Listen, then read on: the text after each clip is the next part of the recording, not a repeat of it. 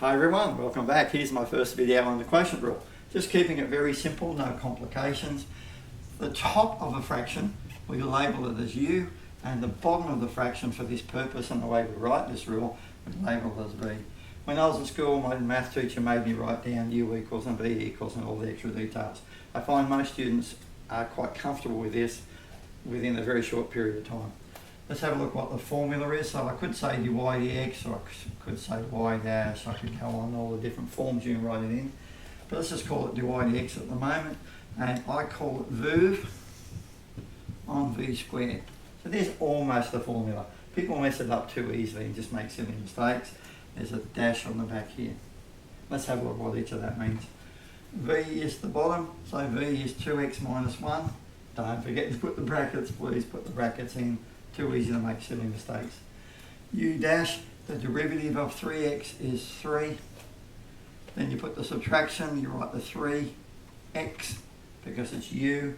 And then we write the derivative for the denominator, the derivative for the bottom, which is the derivative of 2x minus 1 is 2. What do we put on the bottom?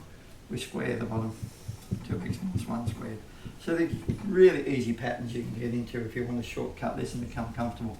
So this will become 3 by 2, so that's 6x minus 3 minus 6x.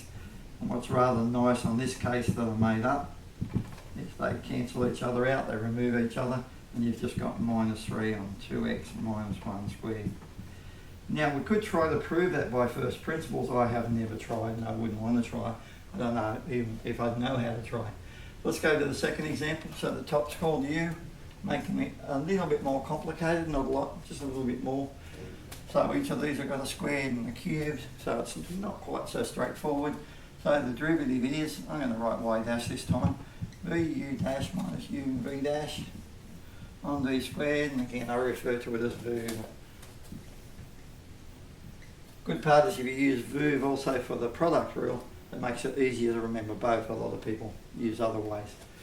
So now we put v, which is the denominator, 3x cubed plus the 1, don't forget the brackets, keep on saying it all the time, multiplied by the derivative of the top, that's an 8x because it's a 2 4, so 8x and power of 1, minus u, which is the 4x squared, multiplied by the derivative of the bottom, so that's a 9x squared, and the plus 1 just disappears because it has no effect on the gradient.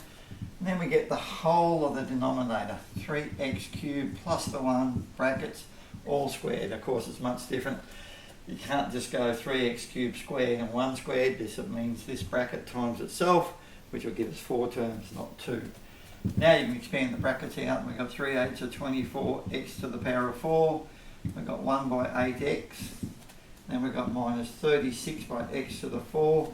And interesting again, of course, we'll have the same terms here, both x to the 4, 3x cubed plus 1 squared, and I'm left with minus 12 x to the 4 plus 8x. Now by the way, some people prefer to put the 8x first because it's not negative, but it doesn't matter which way you write it. 3x cubed plus the 1 squared. So that's our derivative. Remember, the derivative becomes the gradient if I substitute next value. So for example, for this function, whatever it looks like, it will have a gradient, a certain gradient at certain values. So if I put 1 into here, 1 into there, and 1 into there, I'll calculate the gradient of that curve, of that function, when x equals 1. And of course you can do the same with 2, or they can give you a point, like at a certain point, and this might be 3, whatever the value is for y, then you're going to substitute 3 to get the gradient. And then you can calculate the equation of the tangent and all the other details you can get from the gradient.